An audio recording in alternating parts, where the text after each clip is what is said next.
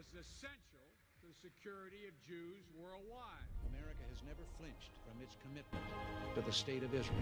America and Israel have a special friendship. I gotta be careful the way I say this. They're gonna try to ethnically cleanse Gaza. They're talking about basically removing 2.5 million people from there, okay? There are some serious questions here, Patrick. What's your reaction to seeing those photos? Horrific.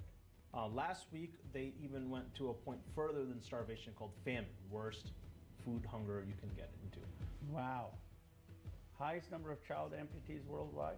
I mean, it's just sickening that we're doing this to kids. What crime did they commit? We gave Netanyahu a blank check. Would it be your impression that many of our politicians are under Israeli influence?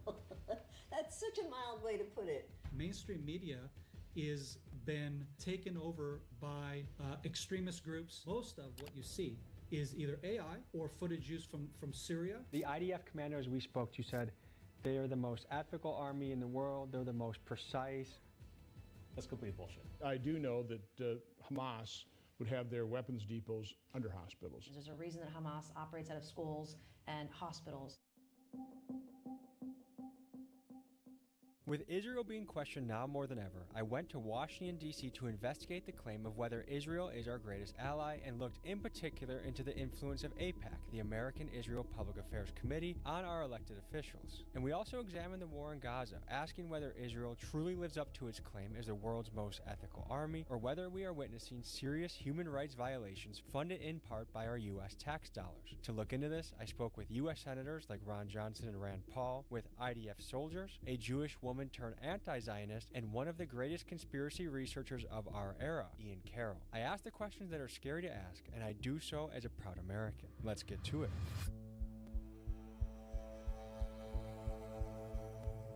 So this is one of the scariest pieces that we ever worked on, and it's crazy as a journalist that you have to be afraid to ask questions or investigate the truth. So let's just start off with some ballpark statements. I'm not anti-Semitic. I hope all Israelis and Jewish people around the world are happy, healthy, and thriving, as I do for other people as well. It's possible that I'm going to be called anti-Semitic from doing this video, and that's not true. I don't hate anybody. There's not one person in this world I hate, and you can't tell me I do. What is the point of having a platform if you're not going to do something that's absolutely necessary, which I believe this is? So what we're going to do is use very American principles, which is questioning the narrative, questioning our government, and questioning foreign governments. We're allowed to do that. People have died for that right, and people will continue to die to fight for that right. So this is to freedom of speech. This is to investigation. Now, folks, let's jump into the video.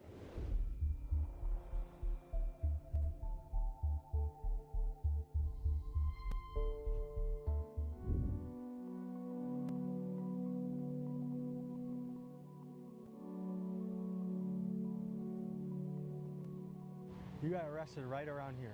Well, inside in the Senate Foreign Affairs Committee chambers. You're a lieutenant colonel. Yeah. Ex-Green Beret. Yep. Served this country. 25 years.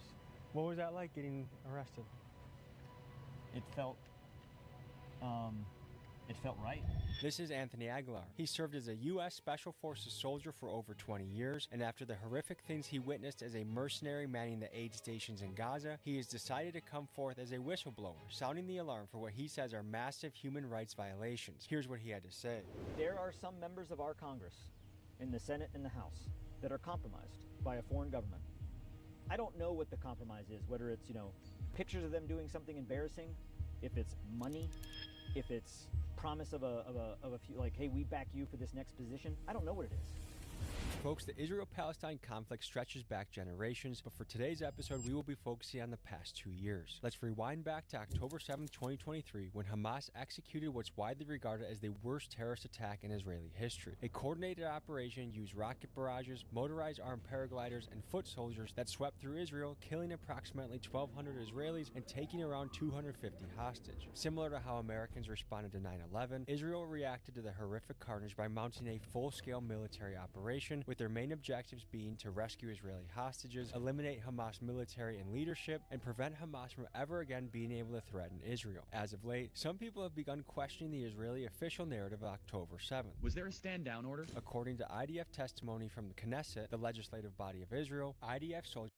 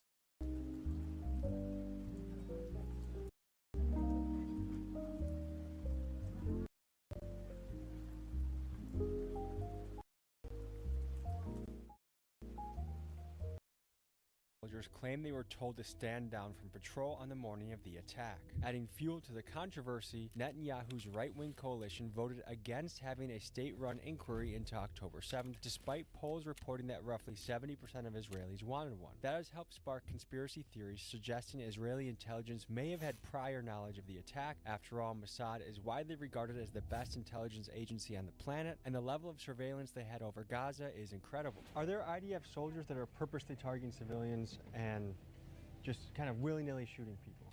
So willy-nilly shooting, yes. The IDF utilize machine gun fire, shooting machine guns, shooting bullets at people to control the crowd. An Israeli newspaper reports saying that soldiers were ordered to shoot at unarmed civilians waiting for food aid in Gaza. I experienced that with a young boy named Amir in distribution site number 3. And this young boy, without shoes, who had walked 10 to 12 kilometers, and when he came up and he got meager scraps from the ground, not a box of food, not a meal, he came and thanked us. He and others were killed.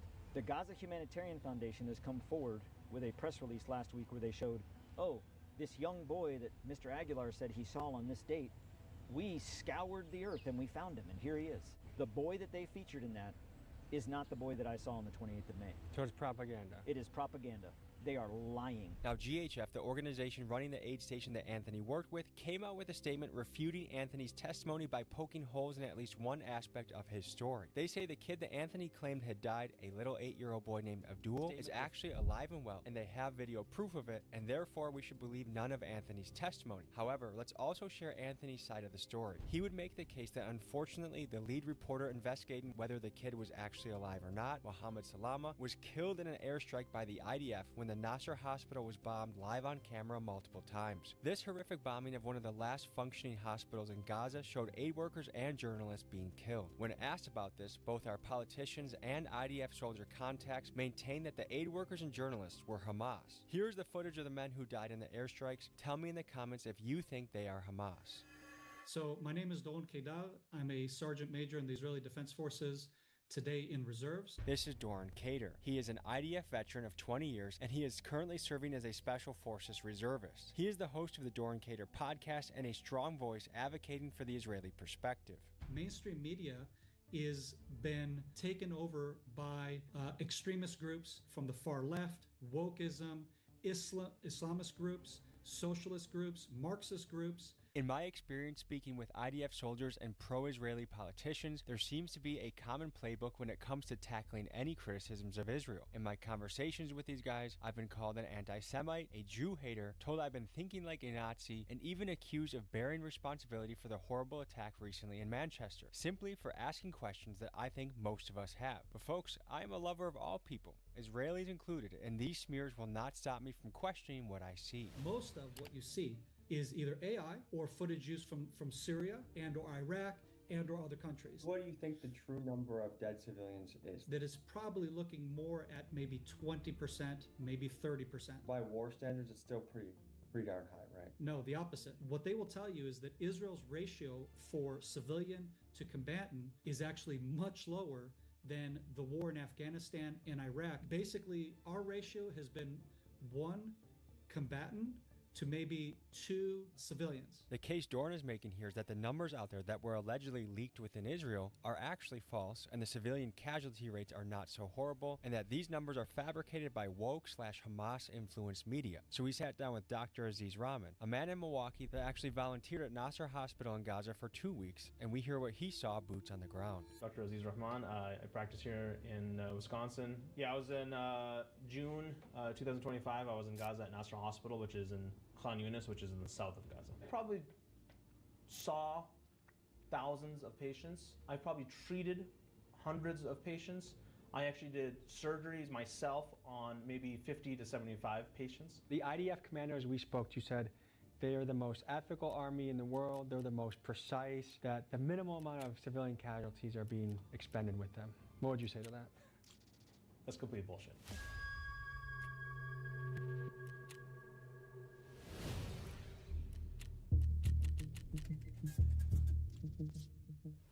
This is Brendan from the organization Open Secrets. His group is a nonpartisan watchdog that tracks the money flowing through politics, and he helps me break down the numbers connected to AIPAC.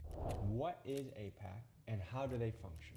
they make contributions to candidates. A traditional PAC they are able to make contributions directly to candidates. They collect money from their members or other people who are interested in their cause and support their policies, and then they deliver it to the candidates. There are members of our Congress that are compromised. That is a fact. Those that are compromised because they get the backing of AIPAC and they get the backing of Israel, their voices are amplified. You can't fight against that propaganda machine. It's huge. So there's this Israeli commando I've been talking to, and I've talked on the phone with before, and he was going to consider doing an interview, and then he said it's pointless. Everyone just turning into an empire of Nazis pushed by Nick Fuentes, Kanye West, Candace Owens, and more. The first problem is that every American moron retard wants to talk about, and I even say this to people, it's always, oh, you're taking my tax money. Shut the f up, dude. You don't know where the f your tax money is. You wouldn't even know where your tax money is, where you don't even read any of the bills. You sign all the bills and then you want to pay more tax for gas. You want to do all this bullshit. But then when something big happens in the world, that's where my tax money is going. Shut the f up. Nobody knows where the f their tax money is going. Ian Carroll is one of the internet's top conspiracy analysts. His critics label him an anti-Semite spreading false information about Israel, but to others he is a fearless journalist that speaks on what some perceive as an extremely strong Zionist pressure on our government. Here's what he had to say. There are 100 U.S. senators. Last year, 93 out of 100 U.S. senators were people whose campaigns had been funded by Israel, AIPAC, and the Israel lobby. 93 out of 100 U.S. senators were taking money from a group that represents a foreign government and foreign interests in order to operate our government on behalf of someone else. Yeah, many? And they all work here, in this building. This is Representative Ro Khanna from California, and he does not take AIPAC money according to the website Track AIPAC. Here's what he had to say. It's too much. I mean, it's too much. All these super PACs and PACs are too much. I don't take a dime of PAC money, lobbyist money, since I've been in Congress. And I don't believe in super PACs. And so I can vote my conscience. But if you have people who have a particular point of view, in AIPAC's case, they're basically whatever Netanyahu does is right. That's their point of view. And they're saying, okay, if you don't take that view, we may come after you. We may have millions of dollars spent against you. Now, ask any American content creator what the scariest subject to cover is, and the answer is Israel. Even YouTubers I know who support Israel say their channels were shadow banned for months after covering them. And folks, the plot around free speech thickens. News just broke that Larry Ellison, co-founder of Oracle, will be buying TikTok, a platform where young people can freely exchange unfiltered ideas. No Israel connection here, right? Wrong. Ellison is one of the IDF's largest private donors, giving the army tens of millions of dollars through Friends of the IDF, a nonprofit that brands itself as a non-political, non-military organization, but somehow also is the official U.S. partner of Israel's soldiers. Is it hard to trace who's getting money from AIPAC and how much? It's pretty straightforward. You can tell, if their PAC makes a contribution to a candidate must report that and must report where it came from. Can we see some of the numbers, like to what level AIPAC is funding our politicians? AIPAC would fall under what we call ideology single issue. So these are, groups that are focused in on particular issues. So this is the top contributors for 2023-2024. Yes. So it's fair to say that actually the left was much more heavily funded across the board, and that if you break it down further to AIPAC, it was about, 25 million to the Democrats and about 17 million to the Republicans.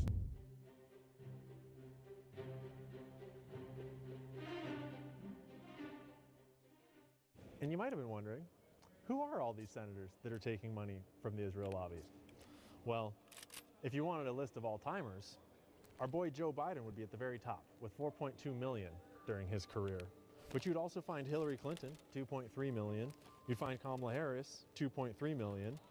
You might think, oh, Trump's not on there. No, that's just because he was never a senator. So you'd have to go to a different webpage to find that number. So would someone like Miriam Adelson appear on a list like this? Yes. I'm curious what her figures are, because I've seen that it reported allegedly that between 100 million and 200 million. Use the word plus billion to Trump from the Edelson family. No, hundreds of billions. In 2024, she was the number 3 donor, behind Musk and Mellon. You know, Miriam and Sheldon would come into the White House probably almost more than anybody. The Adelsons are some of the wealthiest Jewish billionaires in the world. Now it is the Adelson, just Miriam. Her husband Sheldon died. They have a long, wealthy relationship with Donald Trump, a very long and wealthy relationship with Benjamin Netanyahu, as well as with anyone and everyone else that is associated with the Zionist project and Jewish causes. This is Representative Nancy Mace of South Carolina, and according to Track AIPAC, she's taken about $130,000 from AIPAC-linked groups. Here's what she had to say. No, compared to your colleagues, you're minimal. Am I low? Yes, which is good. Do you think Americans have a right to fear that AIPAC is too powerful and that some people would say that it feels like we're almost controlled by Israel? No, we're not. And you can't buy votes, okay, when you're up here legislating. Yes, we have to run for re-election. Yes, we have to raise money to do that. I've never gotten pressured by AIPAC. I've never said, hey, you have to do this, and I've never... So it's not some insidious meeting in a parking garage where a guy with an AIPAC hat comes to you? No, I would definitely not accept money from anyone threatening me, and that's just not a thing.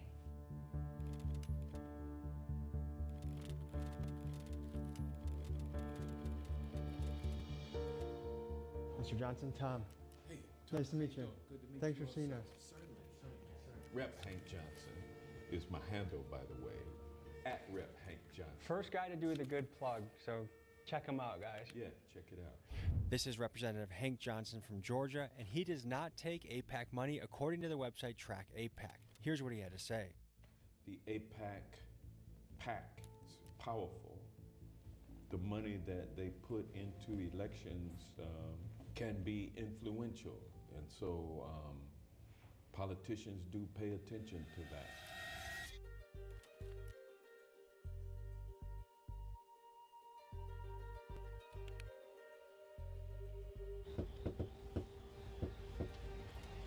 Hey there. Hello. How are you? Come on in. Good. How you doing? Good. Nice to meet you. Tommy. Tommy. How are you? Medea. Medea Benjamin is a Jewish woman who has been to Israel and once considered herself proud of Israel until her conscience forced her to stand against it. She's the leader of activist group Code Pink, and she's made it her mission to call out U.S. politicians for taking AIPAC money and enabling the destruction in Gaza. Here's what she had to say. Would it be your impression that many of our politicians are under Israeli influence? That's such a mild way to put it. I mean, they are bought off by AIPAC, and that's not even the most important part. The most important part is they're scared to death of AIPAC.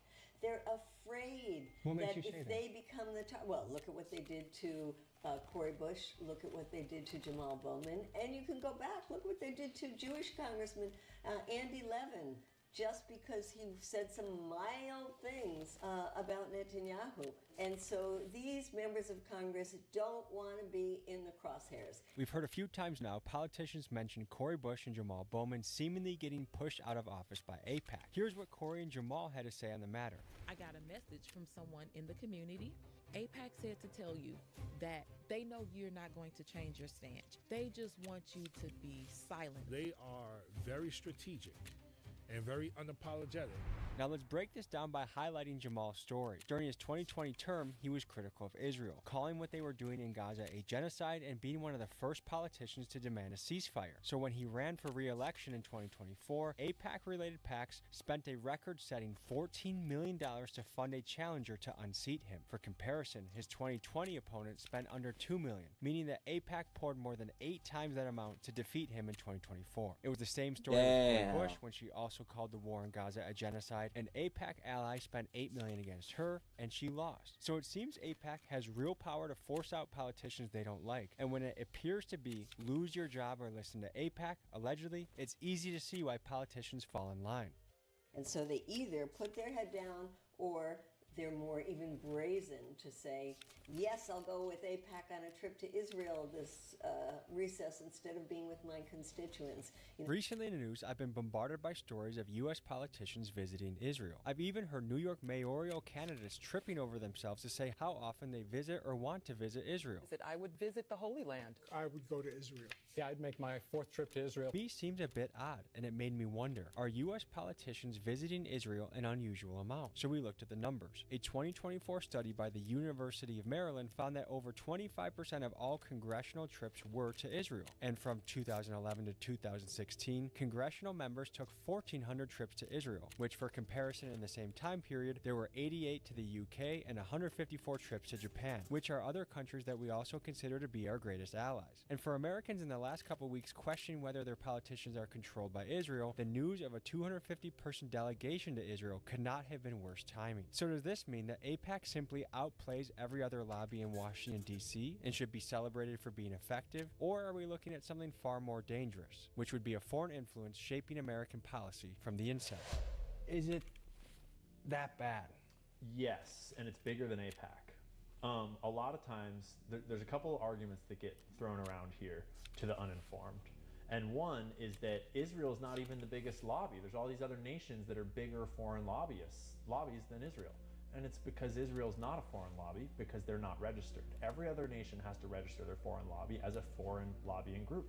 And that's how it should be, because that way we have much higher standards for disclosure of where the money's coming from if you're a registered foreign agent. And you can actually look into the history of when AIPAC decided not to register. And it was right when John F. Kennedy got shot in the head. And Wow. The original letters themselves of Kennedy's administration messaging, at the time it was called the World Zionist Congress. And they were saying, you got to register, you're a foreign agent, here's it. And they send the paperwork. And they sent the paperwork over the month before JFK got shot. Why is it not registered as a foreign entity? The rules have been made easier for countries like that we consider to be allies. There are also a lot of people that are dual citizenship. So people think of Israel in a different way. There are a lot of American citizens who are also Israeli citizens. Oh, they're American citizens. So, I mean, if you're an American citizen and you're articulating a point of view, that's your right. So I'm not of the view that these people are not American citizens. They're doing everything legally. They're American citizens. They're lobbying for their interests. They're lobbying for the Netanyahu government's interests because they think that's what benefits America, and they're paying millions of dollars, which under Citizens United is legal. The problem is why we have a political system that has that be legal, and why don't we have more people with the courage to say, I don't care, because if the people are on my side, it's not going to matter. Can you guess where this is? It looks like the Middle East. No? Gaza. Gaza. Wow. Pretty bombed to oblivion. Yeah, it's very sad. What's your reaction to seeing those photos? Horrific.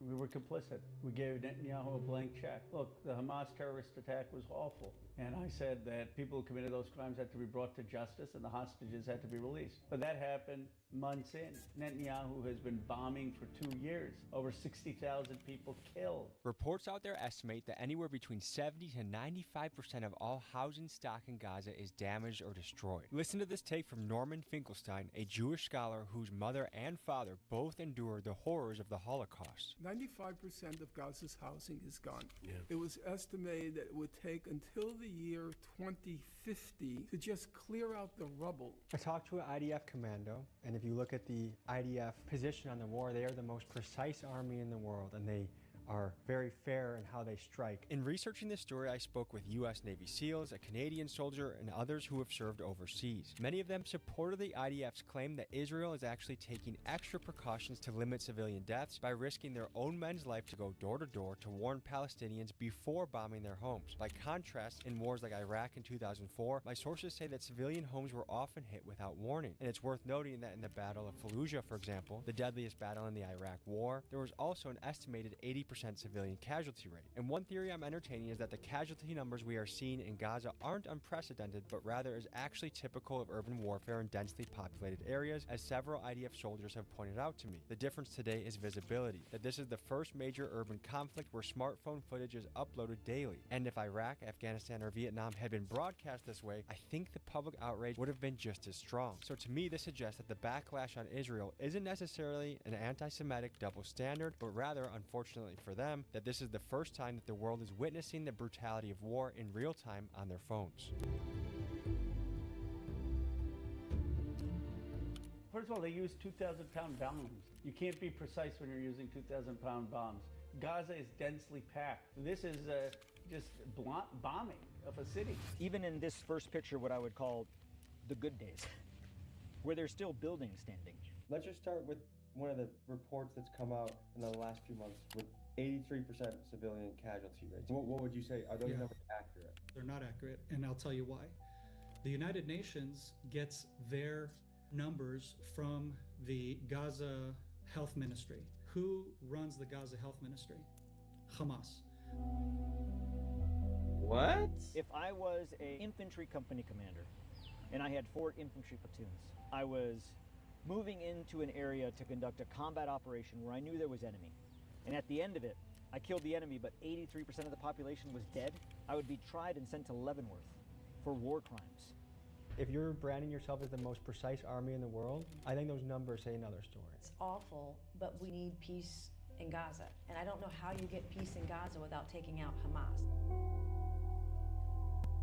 The food they're eating is not nutritious food. It's aid food. And some of the food has fungus in it and has worms in it. Now they're airdropping these food pallets, which 3 airships equals 1 truck. It's all show. Sometimes the pallets actually drop on people's tents and kill them.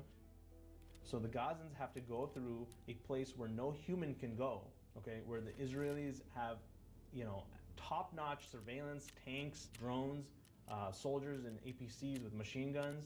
They have to walk through these corridors that kind of cordon them off like cattle to the aid point. Now you have American mercenaries with machine guns and grenades and tear gas and whatnot watching them. For every, for example, 10,000 people, there's only 1,000 pallets of food. So there's this fight to see who can get the food first. And then they have to get corralled through this exit, which is just like cattle, right? Exit on the way back out, and on the way back out, the Israelis and the Americans shoot over their heads to corral them out quicker. Americans are shooting too? Yeah. That Hamas has taken them. And we know that for 50 to 60% of every dime that's gone to humanitarian aid in Gaza has gotten into the hands of Hamas. So yeah, starvation is absolutely real. Last week, they even went to a point further than starvation called famine, worst food hunger you can get into. We saw 2 babies in the neonatal ICU, Zainab and Hassan. Yeah, they were at the end stage of their life. We were requesting baby formula to be brought in. And we actually told the doctors who were coming in next to bring in baby formula, and it got confiscated at the Israeli borders. I myself, just being there for 2 weeks, I lost 12 pounds. Who says we're going to starve the people so much that they suffer that we're going to force the surrender? It's sick. And your tax dollars, my tax dollars are funding them because both Biden and Trump gave Netanyahu a blank check. Israel could not give them humanitarian aid. Israel could choose not to provide humanitarian aid to the Gazans. Did you know that that the United States did not provide humanitarian aid in Afghanistan or Iraq?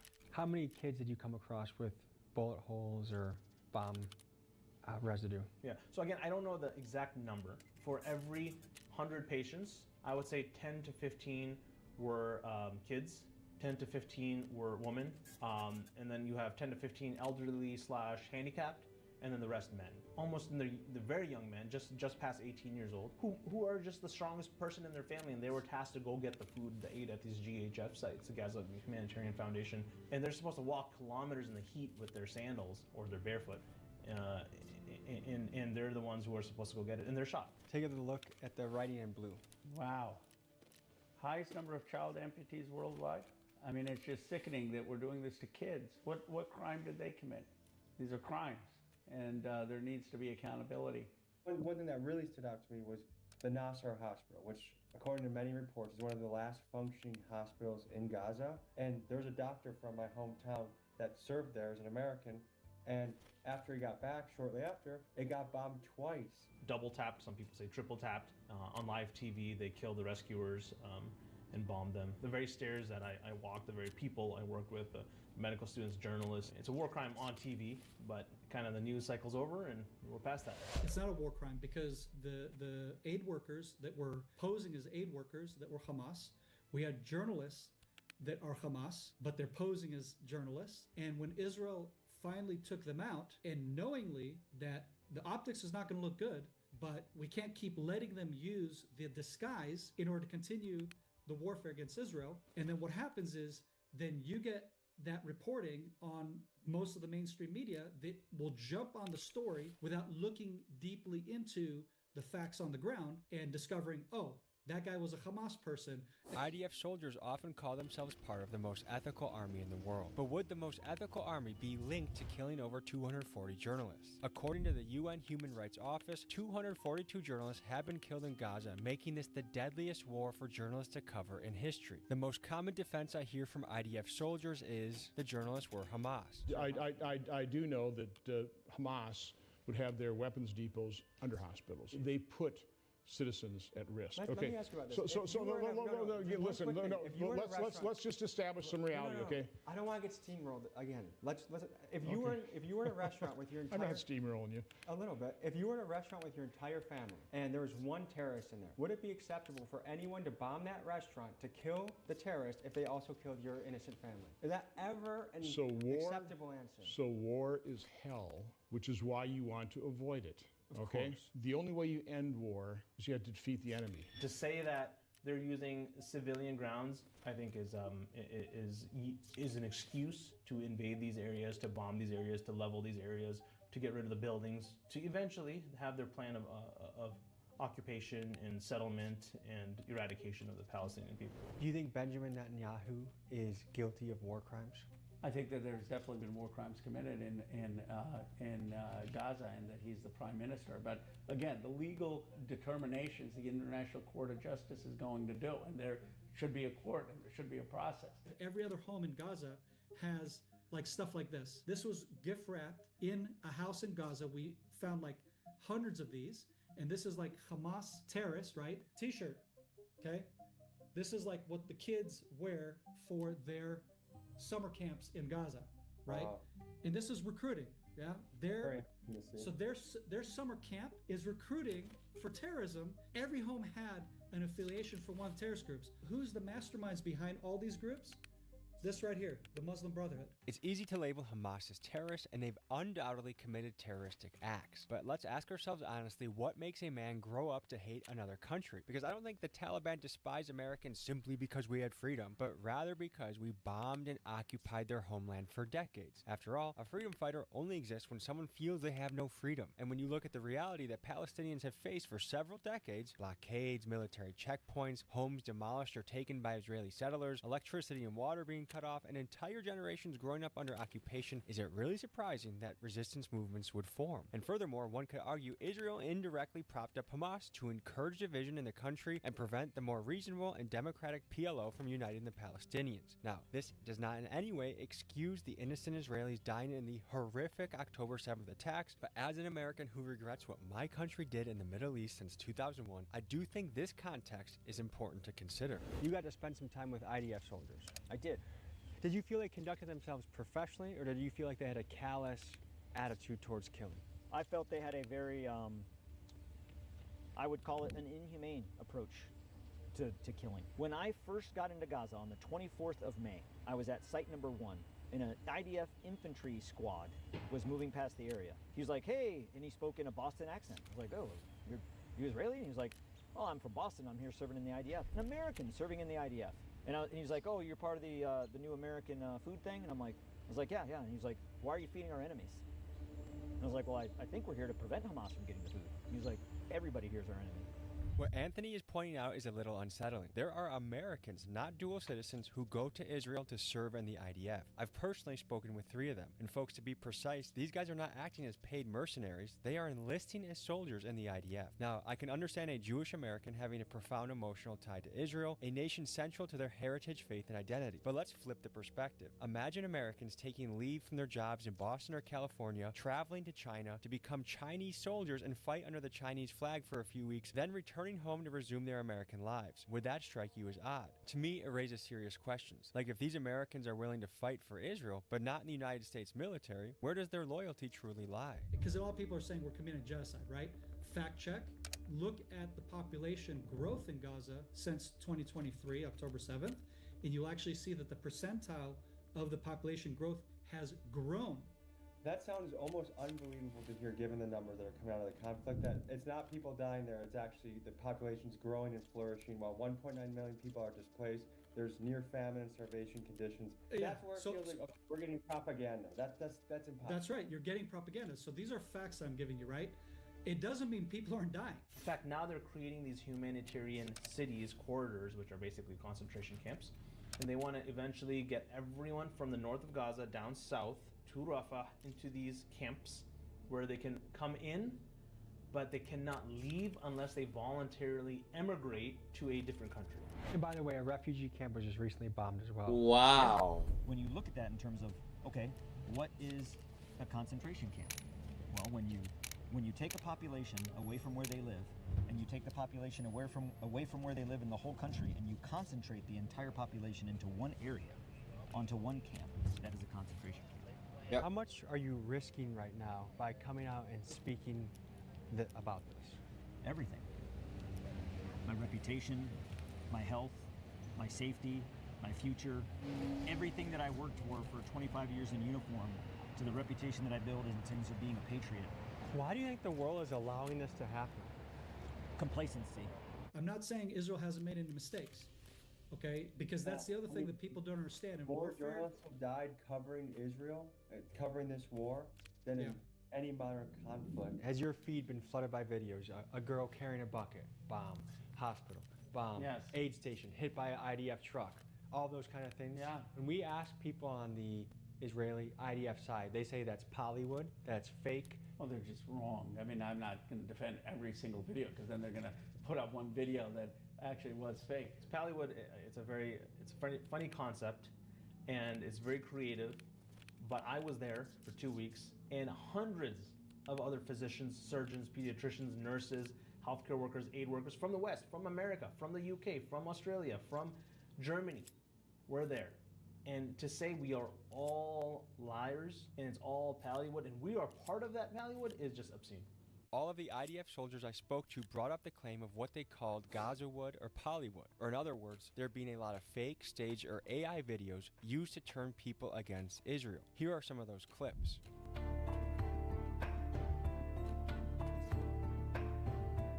And after seeing some of these videos, I do agree something feels staged or off. However, most would argue, as with any war, propaganda is used by both sides, and this still does not negate the hundreds of real and horrible videos we've all seen circulating our feeds where refugee camps and children are getting blown up, entire cities appear to be bombed out, and the countless other examples of humanitarian carnage. Iran-backed Hamas terrorists have been holding civilians hostage for 706 days. So this is really the crux of the conflict right now, according to the official U.S.-Israel narrative, is until everyone here is released, we will not stop, which I think is fair. If my people are somewhere else and they're being tortured or whatever it is, you want them back. There's no question about it. I mean, these people were innocent. They were at mostly a music festival. The part of this conversation that gets left out so often is that on day one, Hamas offered to free all the hostages. The only request was that Israel does not enter Gaza. These people Tragic matter. story. If you are on the Palestinian side of this conflict and you can't say that these people matter, you have lost your touch. You've lost the narrative as well. I saw reports that there was testimony given by IDF soldiers. They were instructed to stand down between 5 a.m. and 9 a.m. on October 7th. Is there any truth to that? No. There were some troops that were asked to stand down. My unit, for example, was asked to stand down and not to participate in rushing to the scene, and there's tactical reasons for that. The concern was that wait, excuse me? That we would have an attack from the north by Hezbollah and or in Judea, Samaria, and if we sent all the forces and all the units, they have the smartest intelligence operation in the world.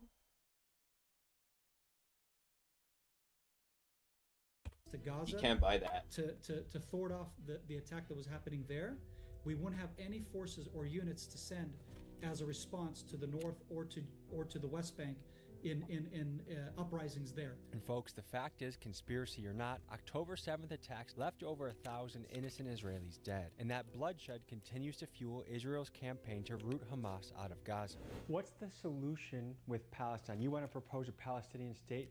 What does that mean for Palestine? And what does that mean for Israel feeling protected that another October 7th isn't going to happen again? Well, that should be the policy. No October 7th again. That, and not militarily eliminate Hamas, which is where Netanyahu's policy is. It means Israel is a secured state, Jewish homeland, democratic state for the Israeli people. Palestine, no Hamas, democratic elections, demilitarized, is a Palestinian state with the help of Jordan and Egypt and other Arab countries, Saudi Arabia, to help make sure that it is secure, that it isn't overtaken at all by terrorists or Hamas, and that it will not threaten Israel. And it recognizes Israel's right to exist as a Jewish homeland. And people say that's hard. Yes, it's hard, but we have to work towards peace. There's no other alternative.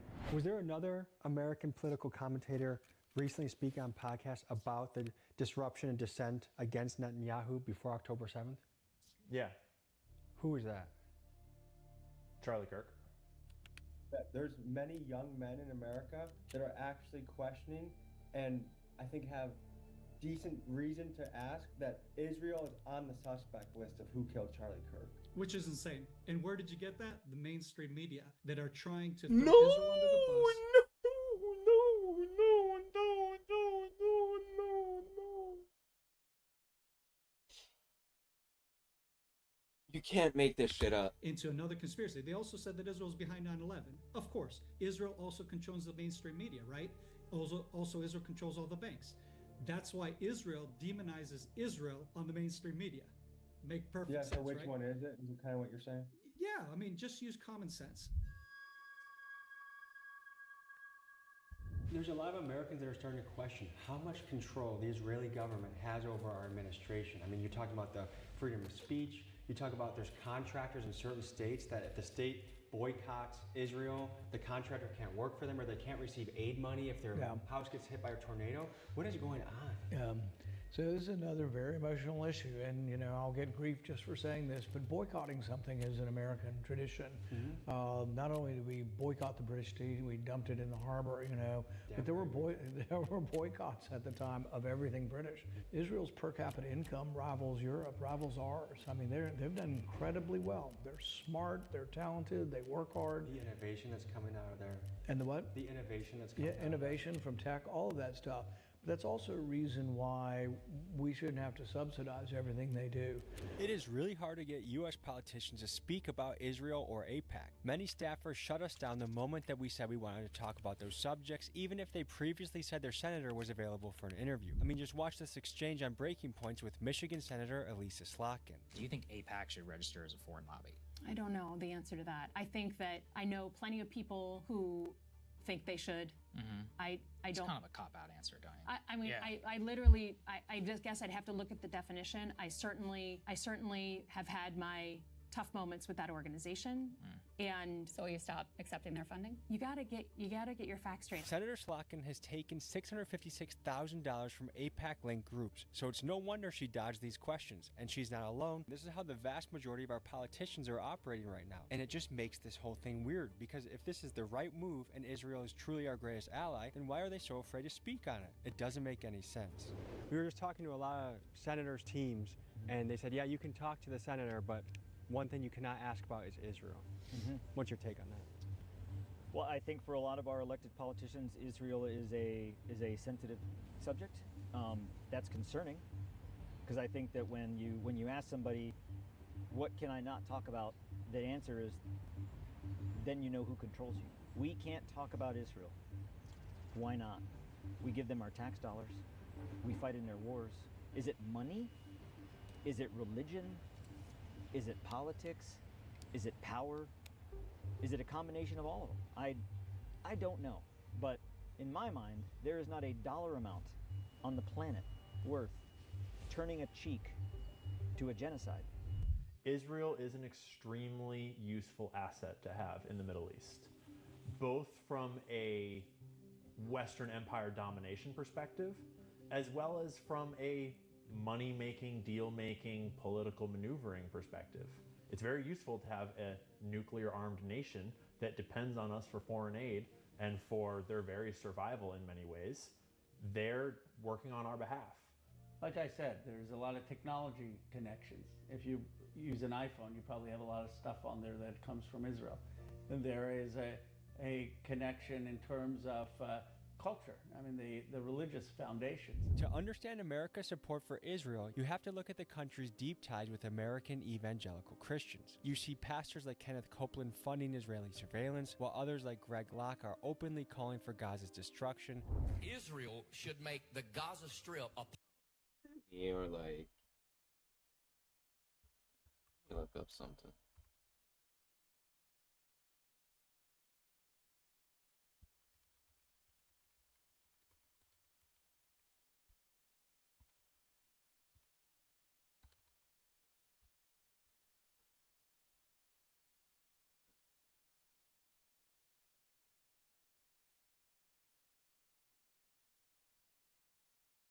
Nah, except Tommy. Oh, he did one time. But he did it in a foolish way.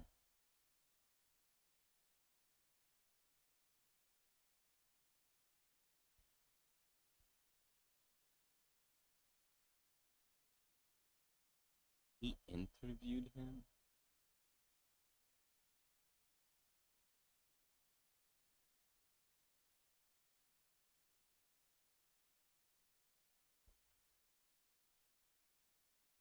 parking lot by this time next week. It's evident that many on the Christian right fiercely defend Israel, and it's worth asking why. One theory is because evangelicals interpret biblical prophecy to I'm mean not playing Israel's the game right survival now. is directly tied to the second coming I'm of just Christ. chilling, They take hanging verses around. like Genesis 12:3, Ezekiel 37, and Revelation 16 to generally conclude that the end times will be centered around a battle for Jerusalem. So for many of these evangelicals, supporting Israel is not just a political stance, but it is a way of aligning with what they believe is God's unfolding plan for history. Every president in recent memory, from Obama to Bush to Trump to Clinton, says Israel is our greatest ally.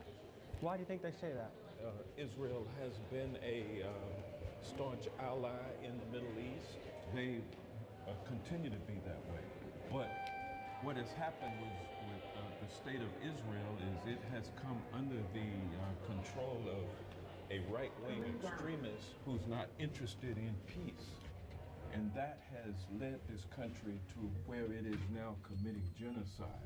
Are they our asset, or are we theirs, or a combination? Isn't that the question? The Zionists would say that it's a partnership, right? The Zionists would say that we love Israel and Israel loves us and we support each other and we both promote Western values and we're both, it's the only democracy in the Middle East, right? Sort of. Assets are relationships based on manipulation, coercion, control, inherently. Allies is a relationship built on friendship and shared growth and shared gain, and ally is a word that I would not use to describe Israel. Do allies spy on each other secretly? Maybe. Do allies spy on the terrorists that conducted 9/11 and then not tell you what they're seeing? Maybe. Do allies send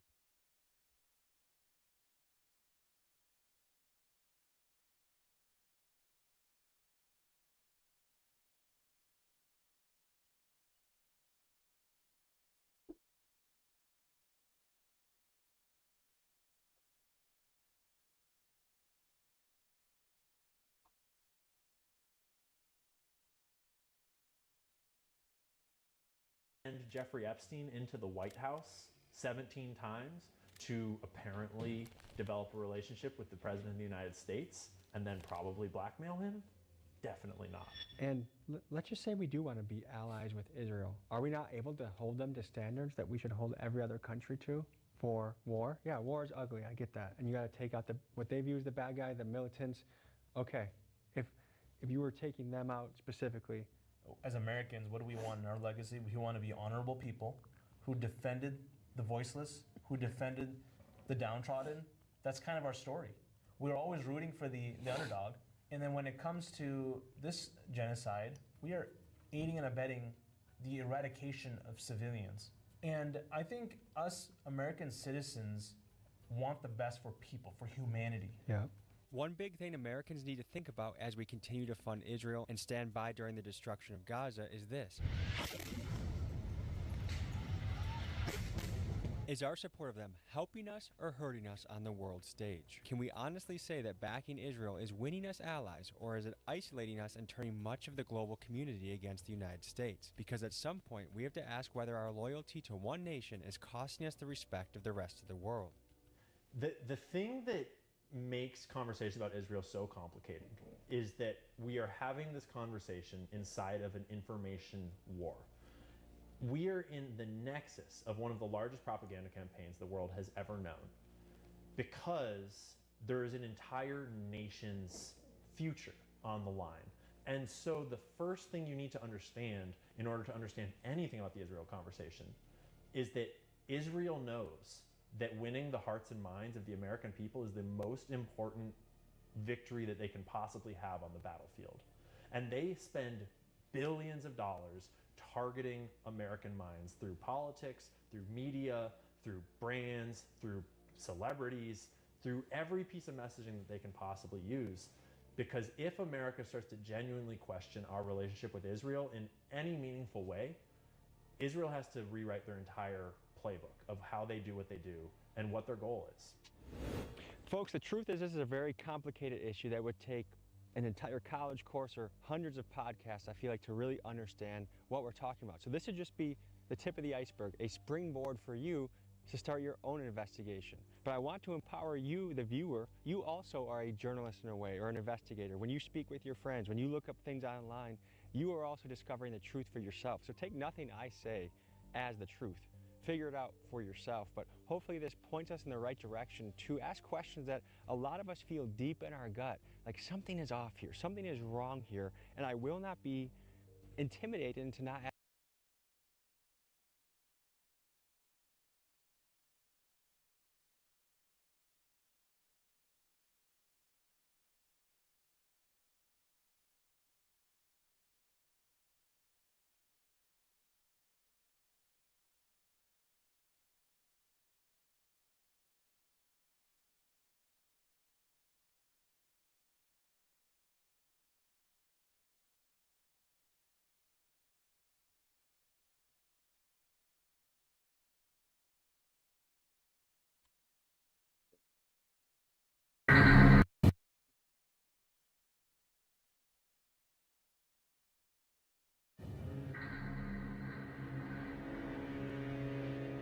How would you define Scientology?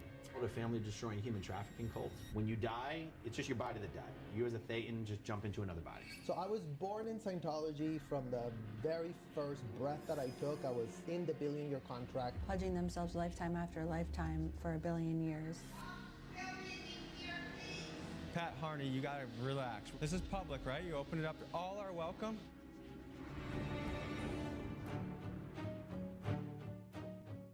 Whoa, whoa, whoa, whoa, whoa, whoa.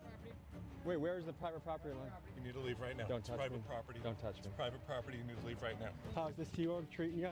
We can help you get out if you want to. Yeah, get out. Don't You're push trespassing. Where's the line? Okay. Where's the line? Pepper spray. Now you get out or I'm going to use it. Before I begin exposing one of America's most notorious cults and reveal to you what they do behind closed doors, first let's get you up to speed on what this religion is. Scientology is a religion that was started by L. Ron Hubbard, a man who also happens to have the Guinness World Record for being one of the most published science fiction writers of all time. It's a bit of a complicated religion, so bear with me, folks. It's based on the premise that a galactic overlord named Xenu brought billions of beings to Earth millions of years ago, chucked them into volcanoes, exploded them with bombs, and created creatures called Thetans, which essentially is this invisible spirit that attaches itself to you and is responsible for all of the negative things in your life, ranging from anxiety, addiction, emotional pain, and more. And the only way to remove these pesky Thetans from your body is to follow L. Ron Hubbard's foolproof process. Okay, His they can't be methods real. involve paying boatloads of money to the church for courses called auditing classes, and even signing yourself up for a lucrative billion-year contract to the church. This cult has a shocking list of charges against it made by former members who allege the following. From the age of 2 on, you sometimes saw your parents only once a week. Yeah. I remember we had one nanny, she was like 16 years old, and she was like stuck with like infants, like. It was, that whole thought process pretty much just stopped at the point where I was like, I don't know what to do about this.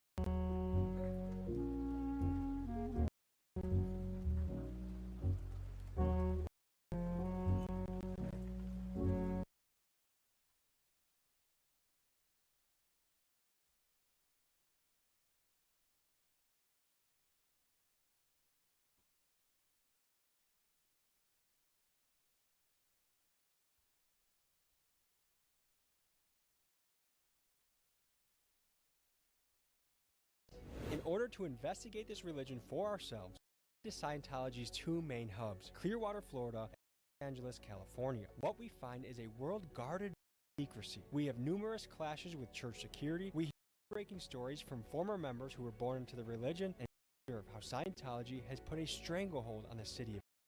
Folks, truth is the most powerful weapon we have against lies, manipulation, and corruption. This is what Scientology does not want you to see. Folks, before I stick up Scientology's ass, I got an announcement for you.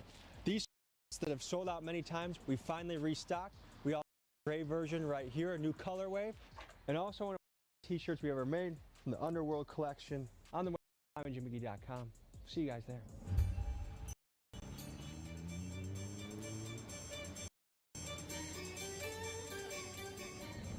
Clearwater in Los Angeles, this is where Scientology is primarily located. We're going undercover to start this operation, and we'll be boots on the ground here in Clearwater, Florida. These guys get $50 a week. Yeah. Need a union in Scientology, huh? It feels like we're in like a nuclear testing town. But look, like the Scientology people on the roof right there, trying to sign $1 billion contract to Sea Org for $50 a week. I have been helping people and abused or defrauded by Scientology. This is Mark, a journalist, activist, city councilman, and Clearwater who spent over 2 decades fighting against Scientology. Many others would fold under the harassment and intimidation campaign the church used on him. He has refused to be silenced. Pick him up and drive around Clearwater, and he helps us navigate Scientology's territory. Is there a place where they're again, where they want to bring me in to tell me more about it? There's a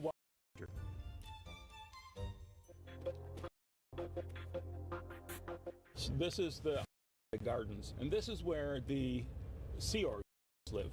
They signed a billion-year contract for Scientology. The trees are going to cover up the area or level until a billion-year contract. Miscavige lives behind those trees.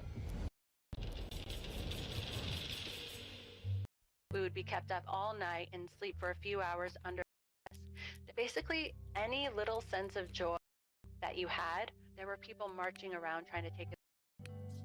My name is Jenna Miscavige, and I was born and raised in Scientology, and I left when I was 2 years old. This is Jenna Miscavige. She was born into Scientology and is the niece of David Miscavige, the man who seized the power of the church in 1987 after L. Ron Hubbard died. He has ruled the church with an iron fist, allegedly, ever since. It's kind of like if Kim Jong-un's niece fled North Korea, lived in jail, and we got to interview her. In Scientology, her life was controlled. She endured intense indoctrination, labor, and emotional manipulation. Here's what she had to say. It's not funny. 9 years old, I did what Scientology calls a period rundown, where I had to be in a sauna for 5 hours. Yeah, and I would get like bloody noses even. You have to keep going until you achieve whatever it is they want you. Like you have to voice something that's the result of the program, or else you have to keep doing it, basically. My name is Serge. I grew up in Scientology. And after living a period of horrific neglect as a child, the began to groom him to be a rising star of their auditing. Auditing, by the way, is one of the main exercises of this religion. The practice of someone getting relentlessly questioned until they are able to release painful or traumatic thoughts that they may be holding on to, believing that once they do that, they can free themselves of this negative baggage they are holding on to. This is his account of what he experienced. The kids go from the very bottom of the org board, which is like the maids, the ones that are like 4-year-olds doing the beds of the adults that are rooms at the hotels, right? They recruit all the little young ones because they can have them do anything. As a 12-year-old, basically, they put me into full-time training. I was basically studying full-time. In Scientology, they would just call it and then at one point that switched where I changed to be training to be the person who trains auditors. This is Aaron Smith. His mom got him into Scientology at an early age, and after pushed to drop out of public school at only 12 years old, most of his waking hours working for the church. Now all grown up and free from the cult, he is one of Scientology's most active critics, known for his YouTube channel Growing Up in Scientology. Worked full-time for Scientology from the age of 12 to 26. I was taken out of school to work full-time for Scientology.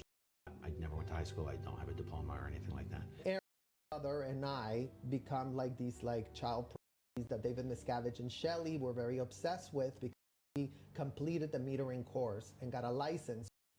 The first kids that were able to read the e-meter. For reference, an e-meter is a sort of primitive lie detector that Scientology uses during auditing sessions to see if you are telling the truth. If an e-meter indicates to an auditor that you may be hiding something, even your darkest secret, you will be questioned again and again and again until you reveal that thought. Perfectly on a video and get a pass by Shelley Miscavige, which was like the biggest deal in the world at the time. You weren't just born into any family in Scientology, the Miscavige family.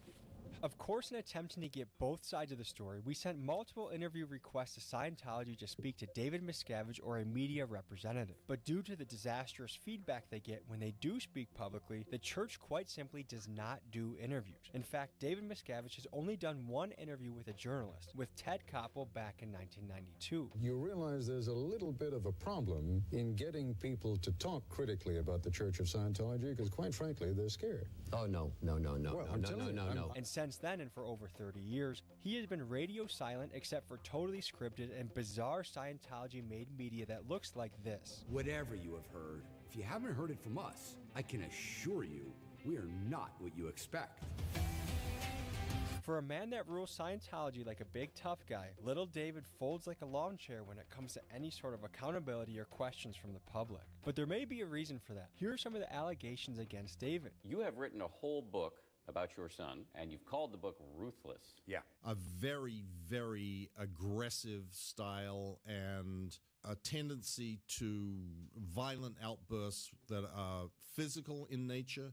And to give you an idea of what type of guy he is, just look at what he did to his own parents that left Scientology. He and the church published hit piece websites about his parents, claiming his dad to be nothing more than a pots and pans salesman who punches his wife, and also adding that he lied about his book, saying that he was not in prison, he was not starved, and he did not have to escape from the church. And then he made his stepmom out to be a lying gold digger who wants to exploit her stepson for fame. My guy Keegan did some digging and found out that after David's parents escaped the church, they eventually settled down in West Allis, which is only 10 minutes from us in Milwaukee. He FOIA requested West Allis police records and found that Scientology paid a private investigator $10 grand a week to tail his dad and give hourly reports on his activities and whereabouts. This private investigator was found with a gun, silencer, and over 2,000 rounds of ammunition in his trunk. Stalking people with private investigators is allegedly a favorite tactic of this lovely church and shows you just the tip of the iceberg of how much Scientology tries to ruin your life if you leave the religion or try and speak out against them. I don't know how many people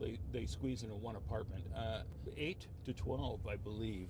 From the outside, it looks like a normal Florida apartment complex. What they are is 2 and 3 bedroom units where you've got like 4 bunk beds in the living room, 4 more bunk beds in each bedroom.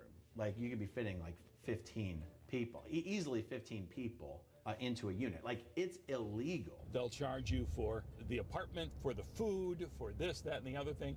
So if you leave, there are people who leave with $100,000 bill or more. So I was born in Scientology. From the very first breath that I took, I was in the billion-year contract wrapped up because my parents had been recruited to go to the AFA. My parents are from North Mexico. I grew up in appalling conditions in Mexico. The cadet org was disgusting. It was like 100 kids. I remember we had one nanny. She was like 16 years old and she was like stuck with like infants. Like my sister also grew up there, and I remember still like her being in a crib, you know, like with full of urine, like no care for the babies at all. Folks, we gotta emphasize what we just heard because it's so crazy. Imagine this: dozens of babies in a room, many of them crying, needing to be held, sitting in their own dirty diaper, and just one overwhelmed teenager caring for them, allegedly. It's sickening, and the reason, allegedly, this is done is because good old L. Ron Hubbard basically believes that babies should be treated like adults and they don't need any special sort of care or attention. From the age of 2 on, you sometimes saw your parents only once a week. Yes. Can you talk about that?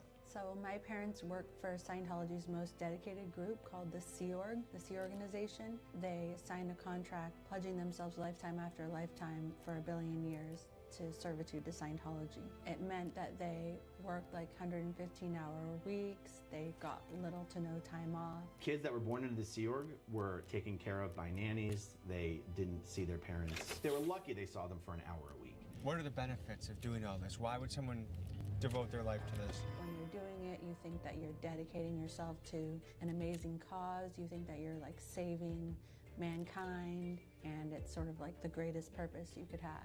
And our parents were in this mission to save the world, right? It's like they're all like stuck in this like, you know, job that they were doing for Scientology that they were prioritizing over their newborns, basically. Well, they really believe they're saving the planet. This is like a mind control factory. We wanted to get our feet wet with Scientology, so we went to their welcome center where they were selling the Dianetic books, and I happened to know after doing some research that a lady named Pat sat at the front desk, and she was actually a media liaison. So I thought she'd be a good person to talk to. Here's how this mission went. Good morning, good morning. Oh, I'm a travel vlogger. Oh, I'm just a travel vlogger. Pat Harney, you gotta relax. This is public, right? You open it up. All are welcome. L. Ron Hubbard. And who is L. Ron Hubbard? He is a science fiction, Western fantasy author, born in 1911 in Tilden, Nebraska. He is a guy who lived an amazing life, but was a pathological liar and a con man. He basically created Dianetics as sort of this like poor man's psychotherapy, and then a few years later created Scientology. Hey there, how you doing? I'm just trying to buy a book, sir. And why does no one here answer questions? Come over here. Can I buy a book first? Private property, you can, but you can buy it out here. Are you like a leader here? Please come outside.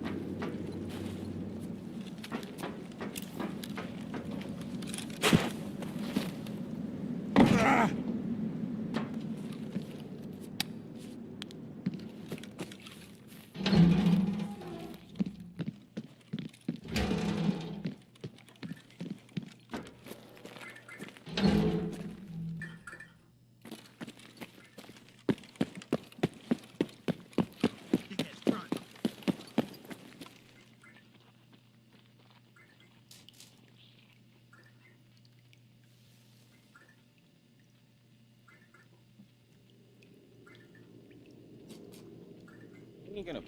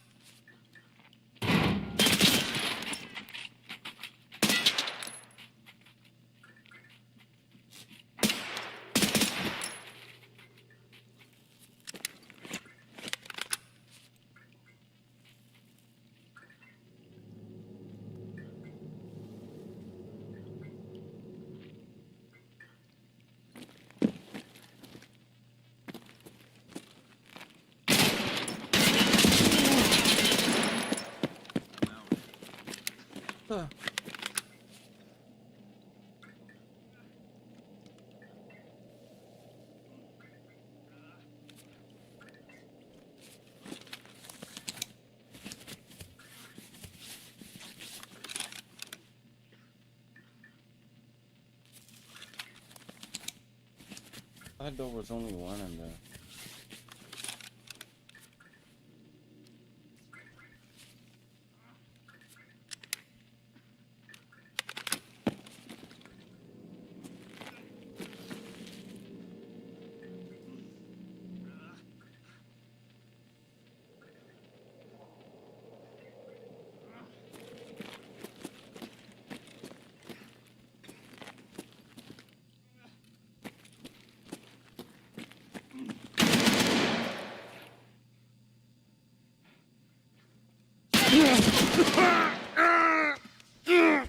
Bro.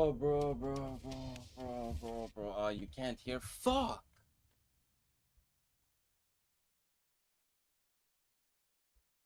There was no audio on him. Let me.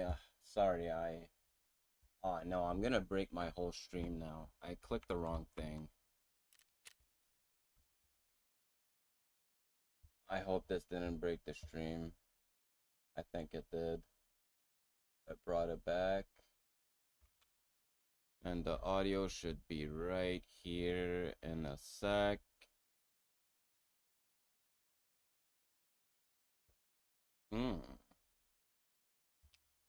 I am gonna have to restart my stream, I think.